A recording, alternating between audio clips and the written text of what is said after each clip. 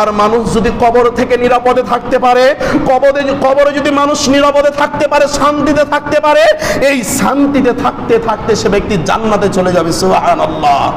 আর যদি মানুষ কবরে আটকে যায়, মানুষ যদি কবরে বেঁধে যায়, মানুষ যদি কবরে বাধার সম্মুখীন হয়, প্রতিটা জায়গাতে তারা বেঁধে যাবে, আর বাঁধতে বাঁধতে তাদেরকে আল্লাহ রাব্বুল আলামিন জাহান্নামে নিক্ষেপ করে দিবে। প্রিয় ভাইরা আমার, কবর এমন একটা জায়গা, এজন্য বলি যে তাওহীদ সম্পর্কে আপনার ভিতরে জ্ঞান নিতে হবে, নিতেই হবে যে আল্লাহকে, কেন আল্লাহ আমাকে সৃষ্টি করলো। আল্লাহ তো আমাকে, আমি ইব্রাহিম খলিল বিন ইসমাইল, আল্লাহ তো আমাকে সৃষ্টি করতে নাও পারতেন। আমার কথা বুঝতেছেন না?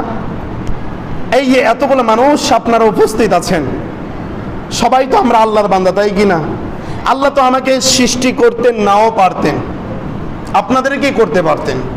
জাস্ট আপনি আপনাকে দিয়ে বুঝান যে আল্লাহ কেন আমাকে সৃষ্টি করেছে, তার মানে কোনো একটা উদ্দেশ্য অবশ্যই আছে। আল্লাহ তো কত বাচ্চাকে মায়ের পেটে মেরে ফেলে দিয়েছে, আল্লাহ তো আমাকে পারলে মেরে ফেলে দিতে পারতো না?